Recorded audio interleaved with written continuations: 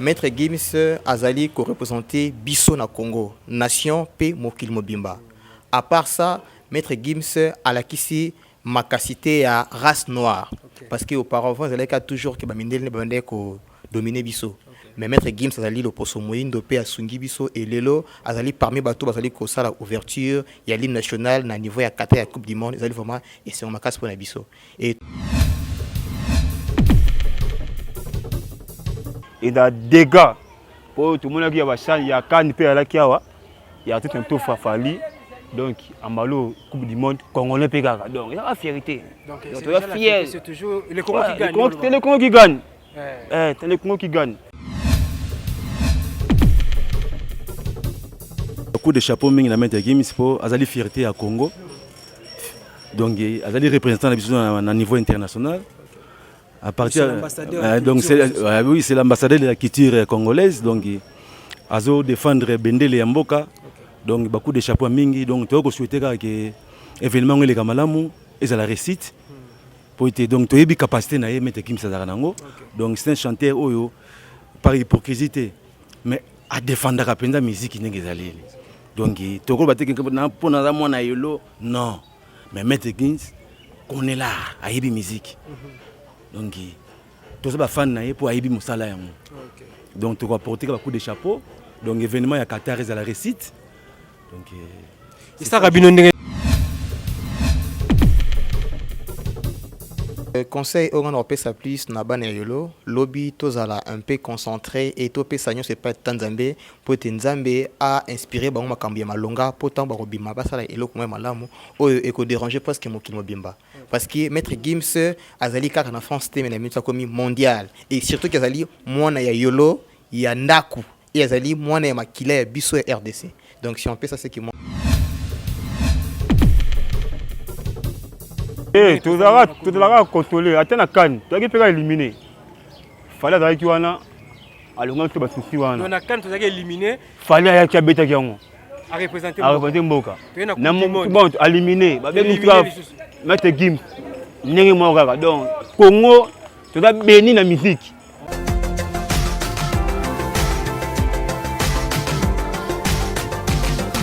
Bienvenue fidèles internautes et chers abonnés de Emergence One Télévision, donc plaisir à Makassi.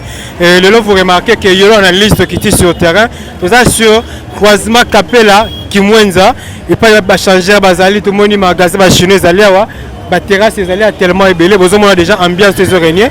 Donc tout ça le samedi, le 19 novembre déjà awa na niveau ya République démocratique du Congo na kati ya Kinshasa et ce qui est là sur le terrain c'est parce que demain c'est le début il y a Coupe du monde au Wapi et Robert à niveau il y a Qatar ils ont organisé na niveau ya Qatar et malheureusement RDC Zali représenté malheureusement RDC Dozaki éliminé et Maroc Moutou a représenté Afrique parce que Maroc n'est pas éliminé qui biso. Et plaisir Nabiso Pelo et Tinzo c'est émission que le Congo sera représenté par l'un des plus grands artistes et musiciens mondiaux au nom de Gandhi Juna, Maître Gims Owapi Lobby à la cérémonie d'ouverture au niveau de Qatar. Et on te kutana na bana ya yolo parce que émission ya bana yolo. To kutana bango to sona bango et pour la toute première fois Yolo RDC ils allaient représenter na niveau et surtout na grandeur oyo ya Coupe du monde. L'impression na bango et puis le sentiment na bango ils ont une attaque à Zamona Yolo. Donc un grand merci vraiment. Nabino bandeko bodo na biso pe popesa biso confiance na pesi vraiment bino merci. Restez toujours branchés. To ko interviewer pe to ko solo na bandeko bana ya Yolo, ba me ka pe ko expliquer biso. Et ba détail eza boye. Lobby cérémonie d'ouverture ya Coupe du monde déjà au banda partir à 16h20, 15h20 GMT na niveau ya Qatar et sous cérémonie d'ouverture wana ekozala ba musicien baza ebele o ba prestaki pona ba chanson wana ya Coupe du monde aux Ali il y a Coupe du monde donc parmi Batou Bazaki sélectionné Maître Gims dans la carte il y a plein des artistes hein, et Maître Gims enregistré qui sont mokona portoricain on a il y a Ozuna Azali chanteur portoricain au Basaki featuring na Maître Gims au Bayemba qui chanson ya Arbo qui signifie na Kikatari bienvenue donc une très belle chanson pour la Coupe du monde et pour la cérémonie d'ouverture donc bana yolo baloba po ka bango bino. Bonjour. Bonjour papa. Oui, le dozana yolo parce que vous avez émission bana yolo analyse, émission est allée partout à travers le monde. Et lobby déjà cérémonie d'ouverture au rapidement la yolo pour fongola masolo la coupe du monde maître Gims c'est vraiment la yolo sentiment les années comment on maître Gims comment on a yolo pour ça ma mamine ne. Bon, vraiment il y a liboso dans les années 5 il y a ouverture, il y a coupe du monde.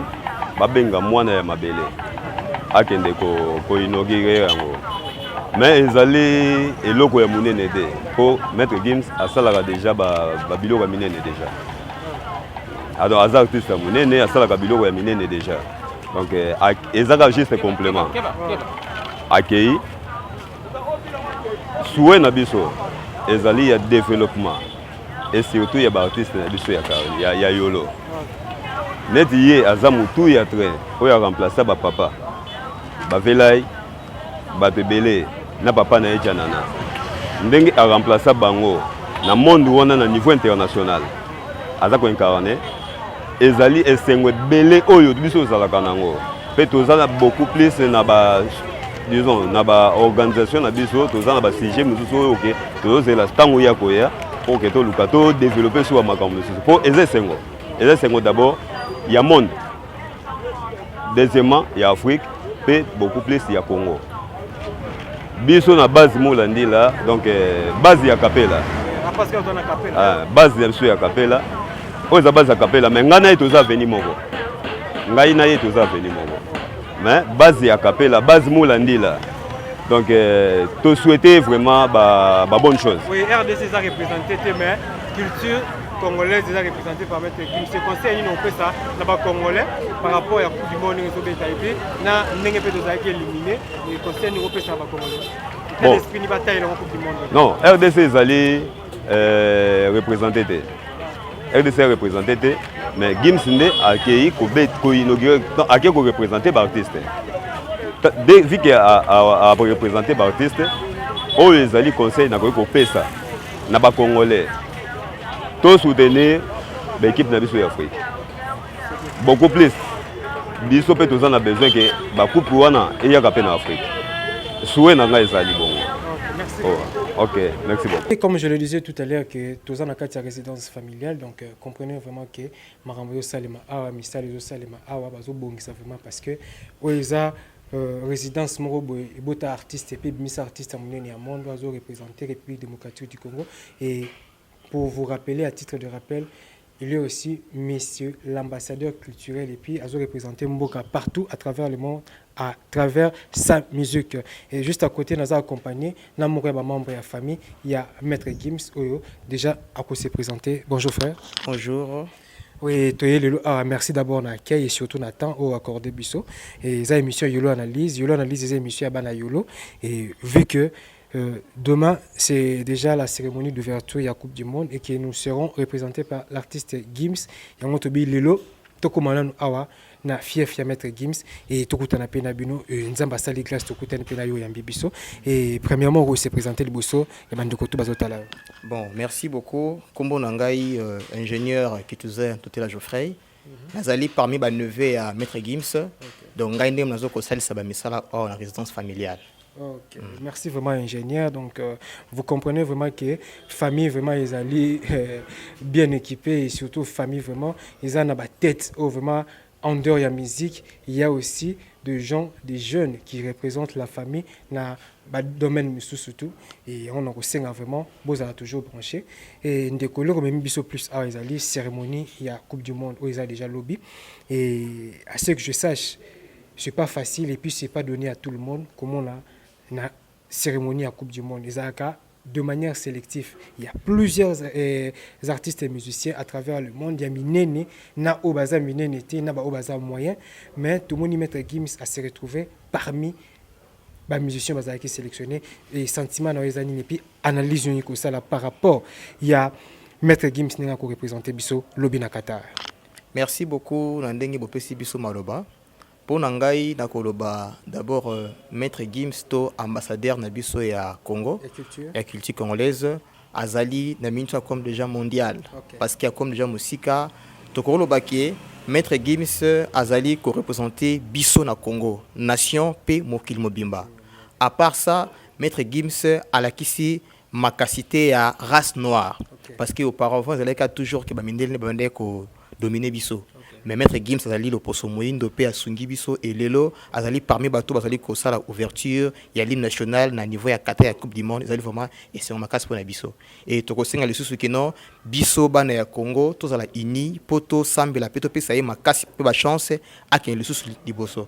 Donc si on peut ça impression on a le bela. Oui, merci vraiment. Donc restez toujours branchés sur Émergence One Télévision parce que awa derika plus ko soit plus ba impression et puis ba sentiment yandeko et lelo aibisi biso makambo singali biso et surtout conseil no copier ça na bana yolo et attitude nini il faut ba adopter la journée à lobby par rapport à makambo ko likana Qatar. Bon, conseil on a ça plus na bana yolo lobby tozala un peu concentré et topé sanyo c'est pas tanzambe pour tanzambe a inspiré ba makambo ya malonga potant ba robima ba sala eloko moi malamu o eko déranger presque mokili mobimba parce que Maître Gims azali kaka na France te na minute comme mondial et surtout qu'azali mwana ya yolo ya ndaku et azali mwana ya makila ya biso ya RDC. Donc si on peut ça c'est que moi j'allais dire. Ok, merci, c'est déjà la fin. Donc, comprenez déjà tout ici déjà avec l'ingénieur ou accordé biso temps naïe pour nous répondre. Dans le micro, il y a Émergence One Télévision. Et juste remerciement bandeko. Et très souvent, il y a un bijou chica. On appelle Siembot actuellement à un niveau il y a France. Donc, tout ça toujours même esprit, tout ça toujours même moral. Il y a encore Mbote. Il y a Pamela Lombo parce que il y a une famille. Et juste remerciement à bato totala yo ba membre ya famille ya Maître Gims. Donc tous à lobby motivé biso tout biso ba TV biso to na Qatar te to na pena na biso ba TV na biso ba itandoike kotala mwana mboka ambassadeur ya culture Gims Gandhi Juna. Bon, d'abord, je remercie d'abord l'ambassadeur d'Abisso, Maître Gims, Nandenge Sungi Bisso, P. Asungi, Tokomi parmi les pays où ils pointé na RDC.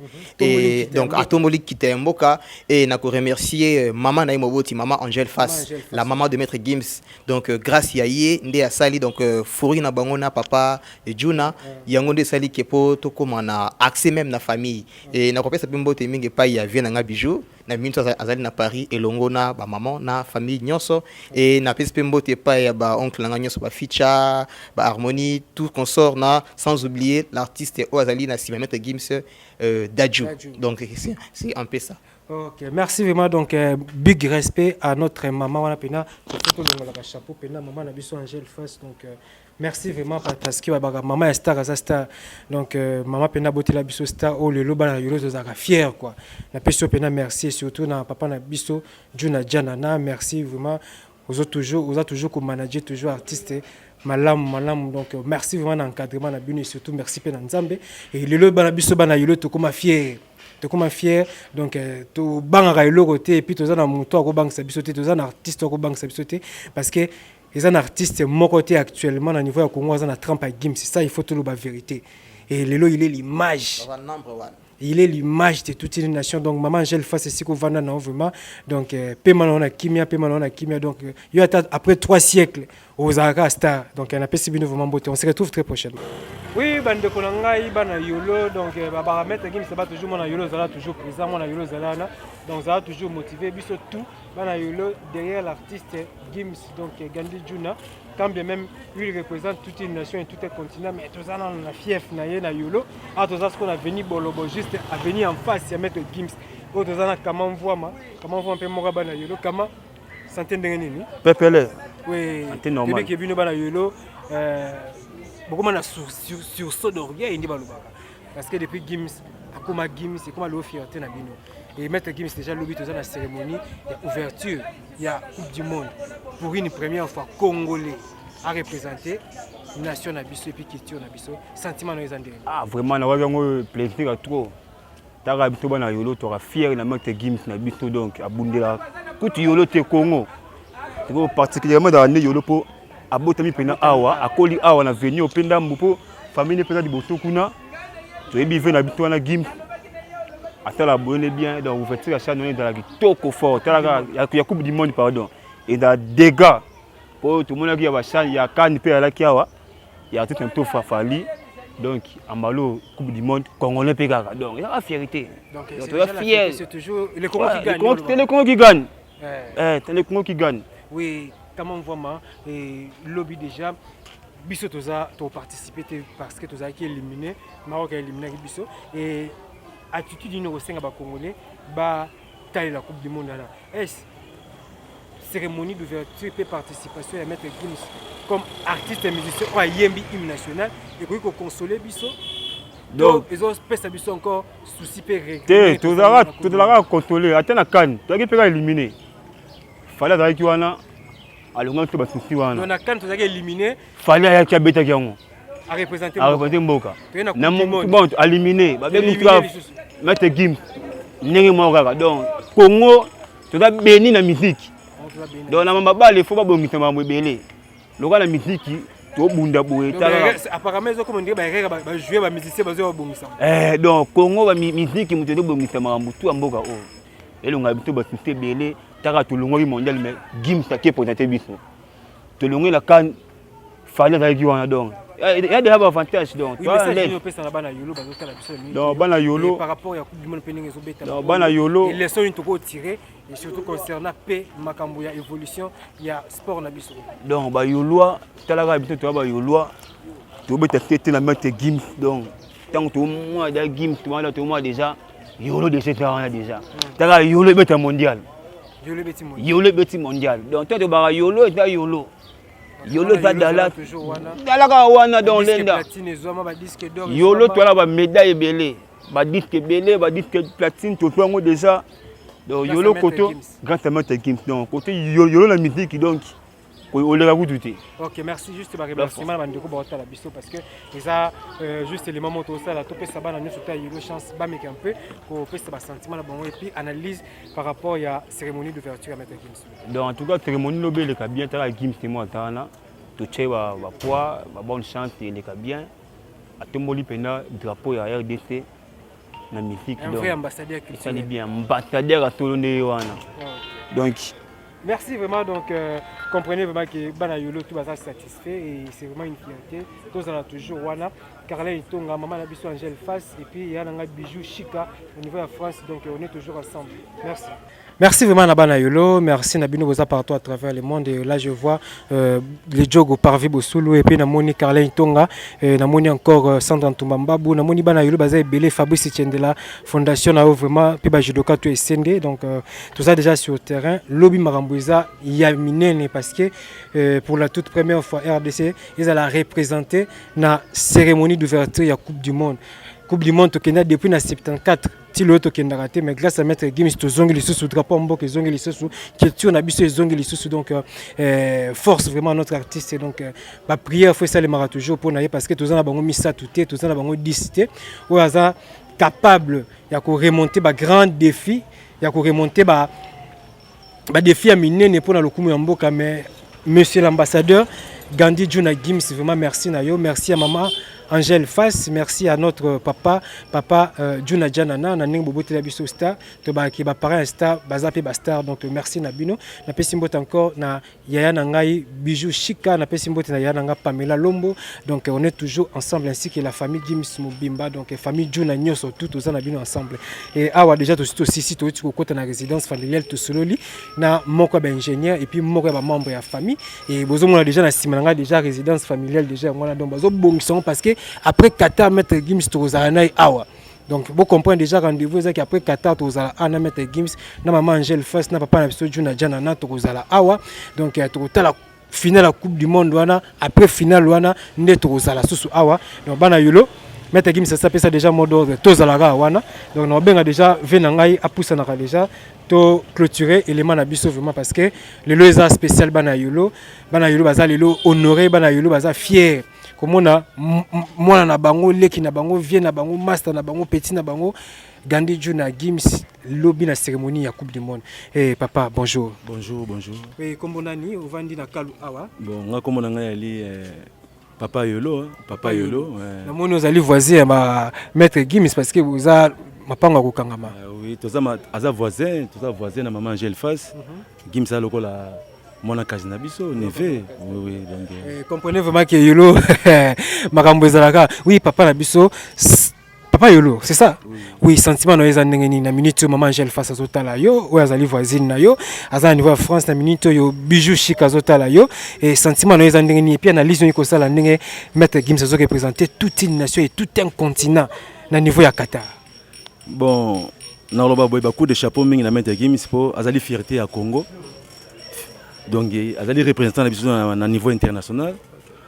À partir donc oui, c'est l'ambassadeur de la culture congolaise, donc azo défendre Bendele ya mboka, donc beaucoup de chapeaux mingi, donc tu as souhaité que événement les kamalamu et la récite pour être donc tu as une capacité na Maître Gims Zaranango, donc c'est un chanteur oyo par hypocrisie mais à défendre la musique qui n'est zali, donc tu as battu que pour na mona yolo non, mais Maître Gims on est là à yébi musique.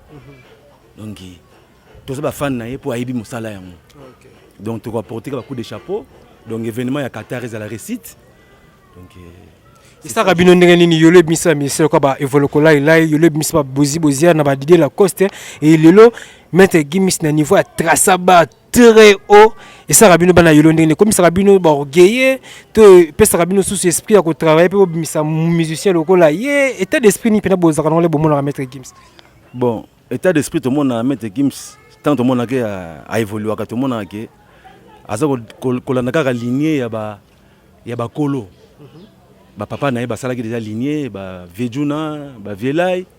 Hier, ce soit remonté, et puis la commission à niveau, il y a Kolo dans sommet. Donc, coup de chapeau, en tout cas, dans Maître Gims. Pour ceux qui étaient, en tout cas, Yolo Ngo Zalapenda, un problème.